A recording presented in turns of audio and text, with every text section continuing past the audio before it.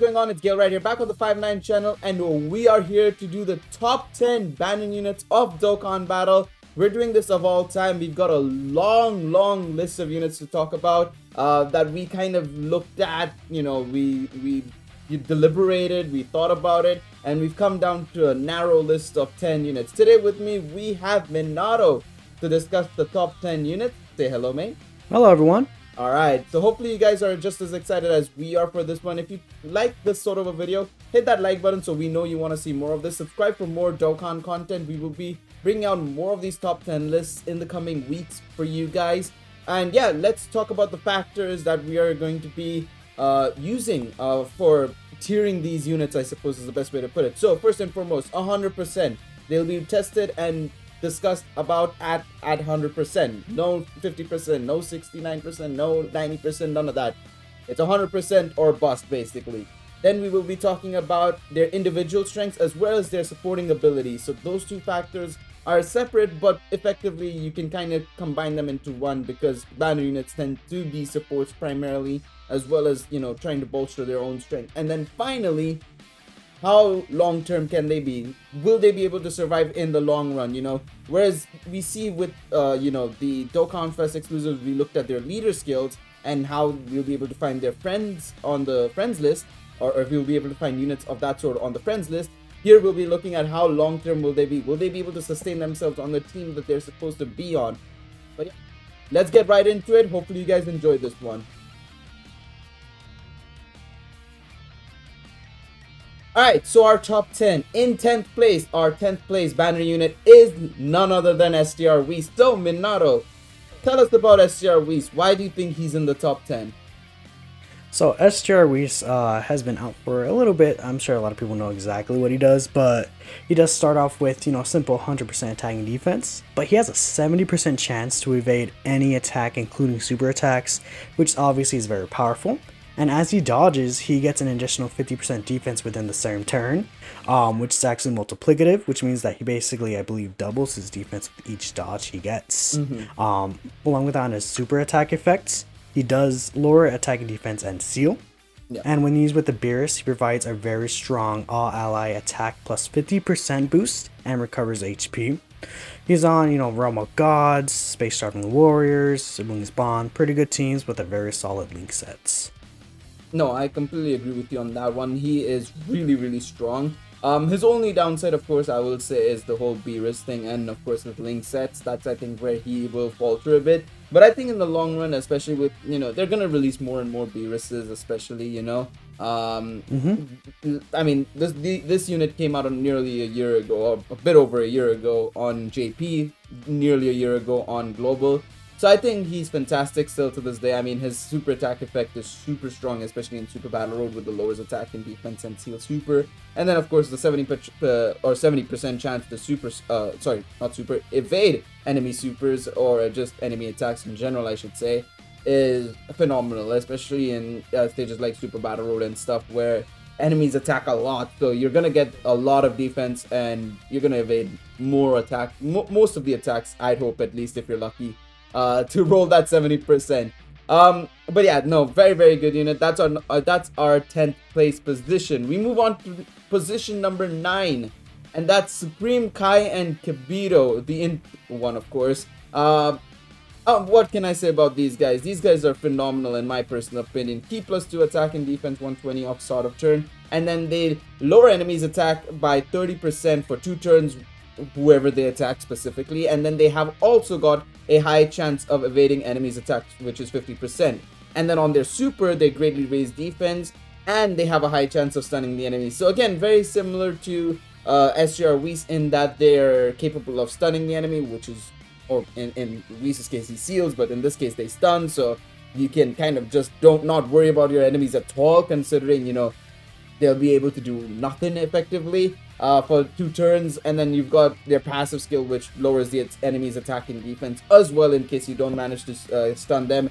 And then on top of that, dodge their attack if need be as well. And they recover 10% HP at the end of the turn, so always useful to have, especially in cases like Super Battle Road and stuff. But yeah, what about you, Minato? Tell us more about the transformation as well, and their fusion capability, and how good they become when they fuse.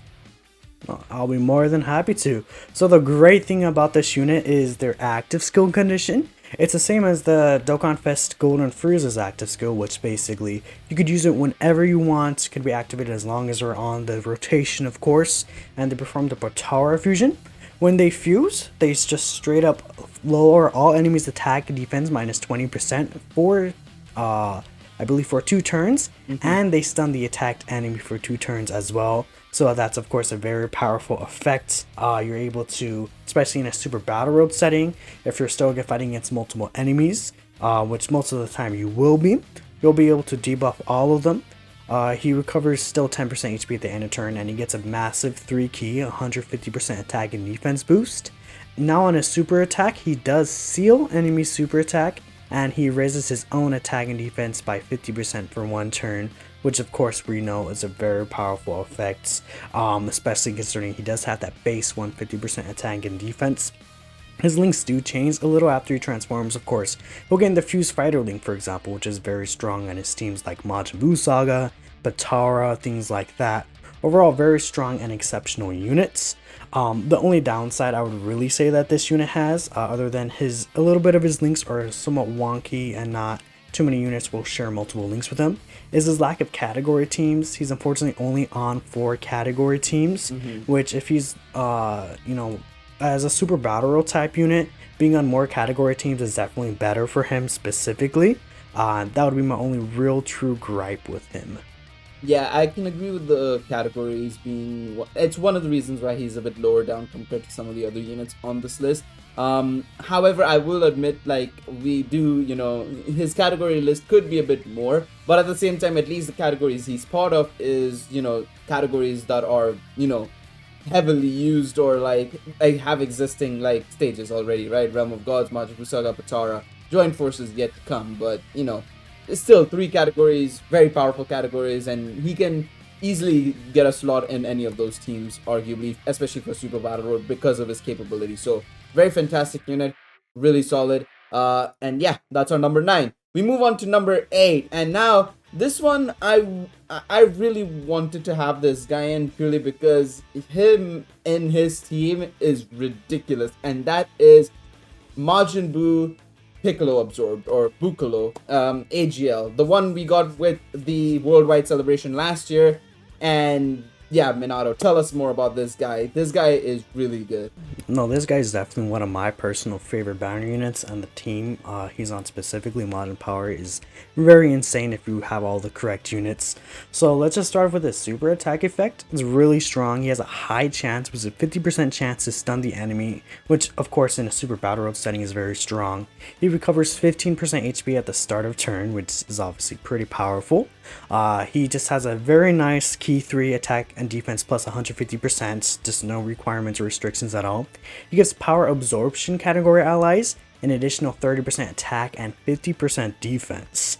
And on top of all that, with being a supporter type unit, he also has a 30% chance to evade all enemies' attacks. Of course, that does include super attacks. His link set's pretty strong for those extreme class Majin Power type teams. He's on teams such as Transformation Boost, Majin Power, Majin Buu Saga, Artificial Life Forms. Overall, very strong, well-rounded units. I personally just have loads of fun using him, and he just really is a very strong, at least floating support type unit that rounds out his teams, I feel. I completely agree with you on that one. 100% agree. He's pretty much that's his MO, right? It's just being a floater, just making sure he supports the team as well as recovers the HP. And I think this is another unit that will be a very good long-term unit because of the fact that we're gonna keep getting more and more boos. Obviously, I think right now we're gonna be avoiding a couple of the boos just because we've been in the Buu Saga, so heavily in the last year, right? But once we start getting more boos, you're still gonna see him around, and I still think you'll see him around anyways in a Majin Buu Saga team specifically, right? Or an Extreme Majin Buu Saga team, or an Extreme Buu team anyways. So yeah, overall really, really good in my personal opinion. I think a fantastic option for number 8. And yeah, overall solid unit. I don't see a reason why he shouldn't be up there. Number 7 is somebody who has been in the game for quite a long time. I think he's been in the game since like what, 3 years, 2 years, oh, even more, maybe longer, 4 years even. I think because I think he came out in 2017 on JP, but he only recently got his Dokkan Awakening last year, and that is none other than Shape Up Majin Buu, or Fit Buu as people like to call him. Personally, one of my favorite units. He is absolutely a monster. Of course, he has a medium chance to stun on super effectively, a 30% chance, but still a chance nonetheless, right? It's still really good. And then his passive, 150% attack and defense off rip, and then a Ki +3, and then an additional attacking defense 150%, and a high chance of evading enemies' attack for 7 turns from start of battle. Now, this, while he may not seem an amazing unit for the long run events, I mean, even then you can arguably say he'll be still really good for those 7 turns he's in. In Super Battle Road, he's just going to be a monster, right? I think it's phenomenal how good he is, and the amount of categories he's on. Res Warriors, Universal Survival Saga, Reps of Universe 7, T-Boost, Artificial Life Forms, Worthy Rivals, Margin Power, and Power Absorption. That's 8 whole categories. And he can link extremely well with the Buu units, I should say. I was gonna say the Buu category, but I mean, it is the Buu category at the end of the day. Overall, fantastic unit. What do you think, Minato? I think honestly, just simple, quick to the point. You could easily tell he's good with that 3 key, basically 300% attack and defense, with a 50% chance to dodge. You could just really throw him on these teams he's on. You know, there's a decent amount of units that will have shocking speed, especially if you have another Majin Buu around him. Yeah. He could just be thrown on those teams and work very well. Just a very strong defensive wall. He hits pretty decent numbers, and even then, he still is able to stun the enemies, like you said, which is obviously a very powerful thing in Super Battle Road. Although he's not really the best in long-term events, I feel like you could definitely still get away with running him, because even after you passive, most of his passive fizzles out, he still does have that base 150%, which is not a joke, definitely. Definitely agree with you on that one. But yeah, that's why he's number 6 for us, number 7 for us, because we're gonna get into number 6 now, and this is where we come into the more recent units that they're bringing out, these 2021 era of units, these 30%, 40% support units, and we get into Tech Relent, the ones that released with the physical Goten and Trunks, physical Kid Goten and physical Kid Trunks, Physical Kid Goten and Kid Trunks units. These combination units are so annoying to speak about. But yeah, the Tech Relent that came out with them, he is obviously insane. Absolutely insane. Minato, go over him. Tell us about him. Yeah, I really like how this Tech Relent unit is designed. Straight up gets just a solid, nice 120% attack and defense. And he just gives all superclass allies 2 key and 30% attack and defense himself. Which, you know, of course, there's...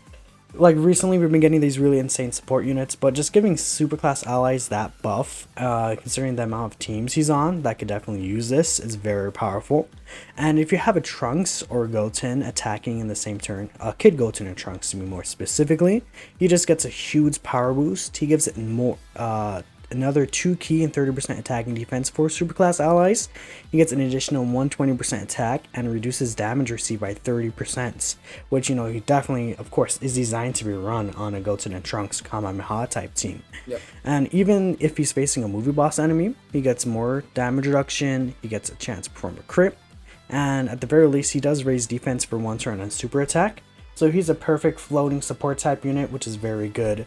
I definitely feel like getting that superclass ally 2 key and 30% attack and defense at the end of the day will allow him to be last quite some time as a floating type unit. What do you think about him, Gale? Yeah, no, I completely agree with you. He's fantastic. His, I mean, it's similar to another unit that we're going to be speaking about. You know, giving a support type to an entire category is insane. My only issue with him, and this is where my concerns begin to arise a teeny tiny bit, is his link sets, for the most part, are still good. Experienced Fighters, Kamehameha, Fierce Battle, you know, those 3 will be the main links you'll activate with him, from what it looks like. His categories are really good, but the problem is the extra part of his passive, which is the insane part of his passive, is only activated under Movie Heroes and Kamehameha, as far as I think, from what I can gather here. So yeah, that's where a couple of his problems start to crop up, but that doesn't change the fact that he's still a fantastic unit in that he obviously is already while he does have that condition to give more, he still already has such a good basis, right, with the attack and defense start of turn, and then the support to all superclass allies. It's not like the superclass support is locked behind the Trunks and Goten requirement, right? Still really good. Just wish that it may, he was on more categories with Trunks and Goten, not just movie heroes and Kamehameha. But still, nonetheless, a fantastic unit. And that's our number 6, of course. Our number 5 is a unit that came out recently for Golden Week, and that is Gohan and Goten, our Go Bros, but the GT version even. So of course they greatly raise attack and defense for 1 turn. They're very simple on super attack, really good in my personal opinion, because that's what 50. If I'm not mistaken, that's 50% in the greatly stack. If I'm not mistaken. Their attack and defense in the passive skill is 150% when performing a super attack. So they're not meant to be a slot 1 unit by any means of the imagination. They're definitely designated to the last slot or the second slot, basically. They launch an additional attack that has a medium chance of becoming a super attack, so that's a 30% chance. And then they support GT heroes, key +3 and attack and defense 40%. Now, personally, I think they're a fantastic unit. They're on a solid set of categories: Hybrid Saiyans, Joint Forces, Goku's Family, Siblings Bond, and GT Heroes. Their link skills are also really decent, especially for a Goku's Family unit. Saiyan Warriors, all in the family, Saiyan Lineage, solid support, Cold Judgment, GT, and Fierce Battle. The only reason why I haven't placed them higher right now is just because currently GT Heroes is still in sort of development, I feel. While we have gotten the easiest for the Super Saiyan 4s, we have obviously in Super Saiyan 4 Gogeta and the new Super Saiyan Goku and Vegetas. I think there's still yet a lot more to come from GT Heroes. We could still get a new full power Super Saiyan 4 Goku, a Goku and Vegeta that fuses into Gogeta. A lot more units that way to come. Right now, I feel GT Heroes is on the path to becoming great, but I think right now the categories or the support passive it has right now is definitely not as good as the upcoming units on our list. But that doesn't change the fact that them alone as a unit individually is phenomenal. They get so much defense, and especially if you just put them in slot 3, they're gonna do a solid job. What do you think, Minato? I definitely agree with you there. Again, we have been seeing these patterns, of course, which is, I feel like, preferred for these support type units. That it's okay if they're like a slot 2 or 3 unit, because most of these times, these support units you really want kind of float off anyways. You don't necessarily want to keep them on rotation most of the time. Yeah. I agree, the GT Heroes will get better over time, of course. The one good thing about them being a floater and how their passive works is that since their support passive start of turn, and then their actual performing super attack is 150% when performing a super attack, the first part of their passive, of course, that would work as multiplicative, so they would actually get a bigger buff from that than usual just adding them together, which will definitely help them again as a lot slot tanking. The fact that they could triple super and greatly raise their attack and defense 3 times in the turn is very powerful, especially for stages like Super Battle Road or even the God event itself. These guys, even if they're not necessarily supporting the category allies on the team you're running, I feel like they could definitely still be ran as a nice, 7th, 6th option on your team, kind of, to be a nice little tanking floating unit. I also do think that even so, I still believe right now the way, the units that we've gotten, by the time you're watching this, if you haven't already, go check out our Dokkan Fest tier list. But seeing how good the GT Goku is, and obviously the easiest for Super Saiyan for Goku and stuff like that. On Goku's Family, you're gonna be running potentially one of those units, right? Especially because GT Goku leads GT Heroes, right? So you're gonna see them still activating their passive here and there, but of course, like you mentioned, it's not gonna be consistent. Like, you're not gonna give it to everybody, right? But still, I agree with you in what you said. They're still gonna be a great 7th option if you need an extra option. They're a very, very good unit. I really want them. I haven't gotten them, but I really want them. So I'm hoping I get them in the upcoming anniversary banners and stuff. We move into number 4 on our list, and of course, we couldn't have excluded this guy. STR Super Saiyan Trunks from the Broly banner on Saiyan Day. This is a monster of a unit. So he raises attack and defense for 1 turn and causes supreme damage with a medium chance of stunning on the super attack. His unit super attack is greatly raises attack for 1 turn and raises defense infinitely and causes immense damage with a high chance of stunning the enemy. Minato, tell us more about this guy outside of what I just went over. Yeah, no, definitely. I'll be more than happy to. Of course, the best part about this unit, I feel like, would be that hybrid Saiyan category allies key 3 and 40% attack and defense.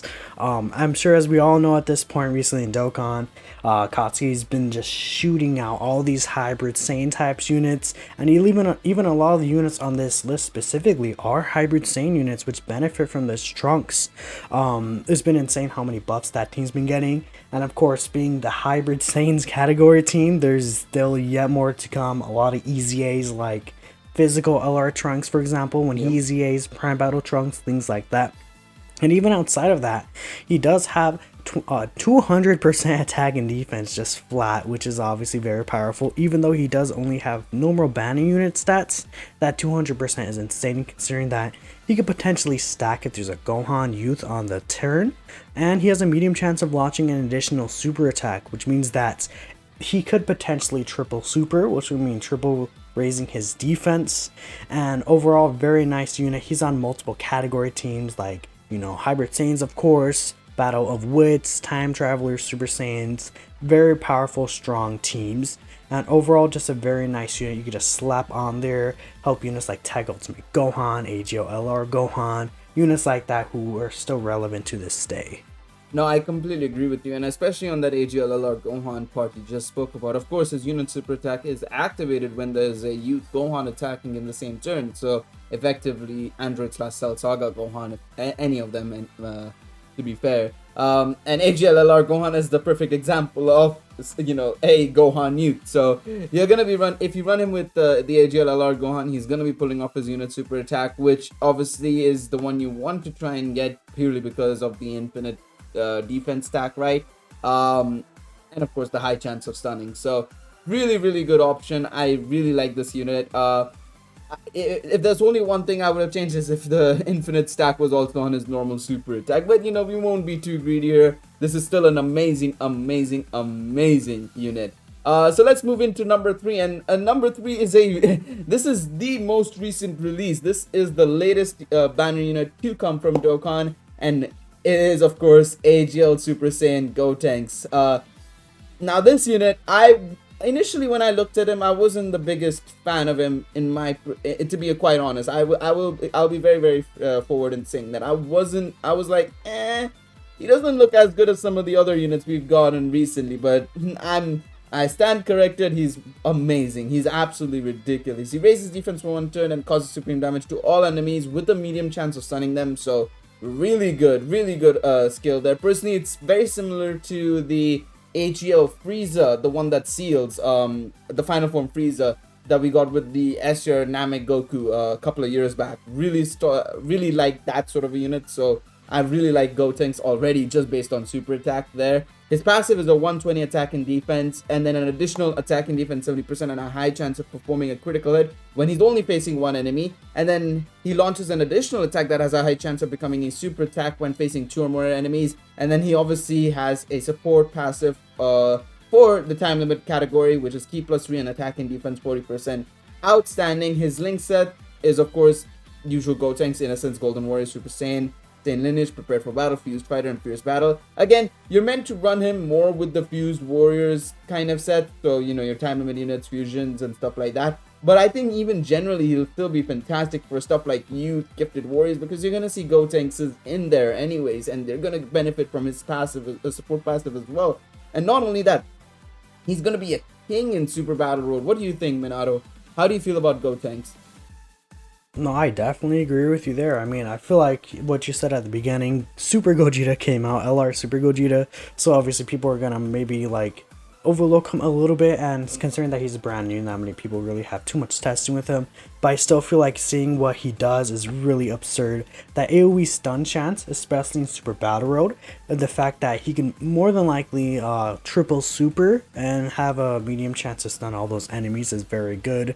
That time limit category support buff, Of course, we're always going to get more fusions, Super Saiyan 4 Gogeta, Super Gogeta, Vegito Blue. Those are going to come in those major big celebrations that we'll see a little more consistently, of course.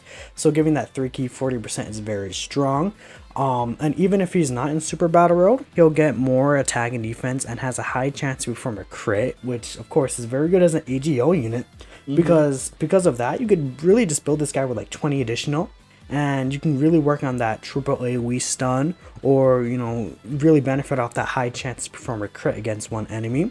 My biggest thing about him is that although he's on a lot of category teams, some of those teams are a little weaker, and he could be a little gimmicky depending on if you're facing one enemy or two enemies, a little RNG dependent when you're facing two enemies. But even then, like many units nowadays are RNG dependent, and overall he's just a very strong solid option with a solid link set with like Saiyan lineage, prepare for battle, Super Saiyan, things like that. I really do enjoy this Gotenks unit. I completely agree with you on that one. I do agree some of his I mean, there's one category right there that's making me just go like eh, and that's of course special poses. I think everybody's gonna just look at special poses and be like eh, but I think he aids that team as well. That's the whole point as well, as special poses desperately needs more and more units, and units like Super Saiyan Gotenks and stuff that can help out the other Gotenks in that category is also really good stuff. But yeah, that's our number 3. We move on to our number 2, and this is okay. Number 2 and 1, you can kind of, I feel, depending on the teams you run, I feel at the end of the day. But of course, to us, I think number 2 is Super Garlic Jr. So Minato, run over Garlic Jr. and tell us why we think he's number 2. So yeah, Super Garlic Jr. Really, we're all waiting for a long time to get a Garlic Jr. card, and honestly, they didn't disappoint us with how good he made them, living up to the meme, I guess you could say. The biggest reason why, of course, he's on this list, many of these top 10 units, is of course his supporting type abilities. Giving extreme class allies key 3 and 40% attack and defense is absurd. I feel like extreme class really is filled with supports, but having just a solid extreme class support type unit, I feel like we haven't gotten one of those in quite a while. We got like many category supports. He could recover HP if he takes an attack.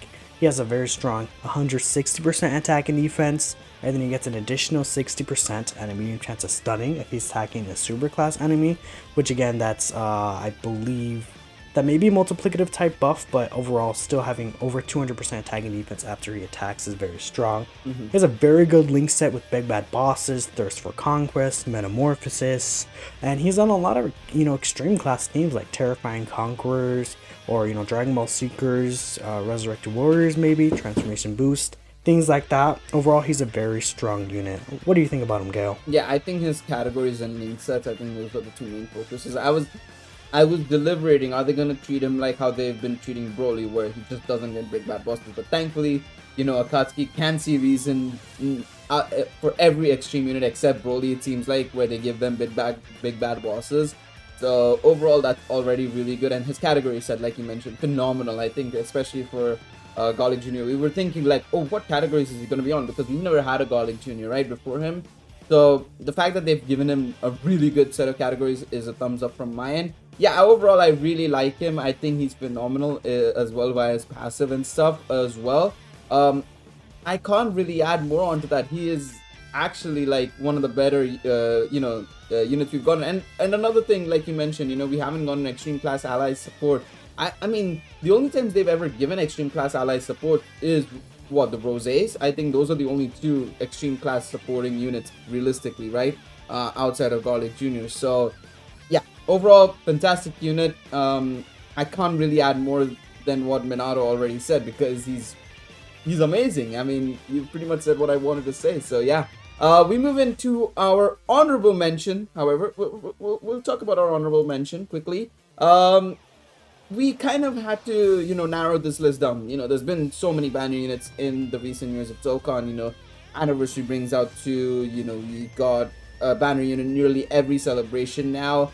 So Minato, what was our honorable mention for this list? Yeah, we looked over the available units, there's definitely a lot of good units that don't make this list. But overall, we felt that, this physical TN from the Worldwide Download Celebration is definitely a unit that deserves to be in this honorable mention list. You can greatly lower, attack and defense and super attack. He gives Majin Buu Saga allies 30% attack and 50% defense. He has a high chance to stun, solid 3 key, 150% to himself. And he can hit very hard with his 70% attack on super attack. He's on, a decent amount of teams, Majin Buu Saga, Earthlings, Saviors. Definitely, the Majin Buu Saga support is the most important thing I feel about him because of how powerful and wide that category actually is. The biggest downfall and the reason why we didn't really feel like he necessarily should be on the top 10 list, of course.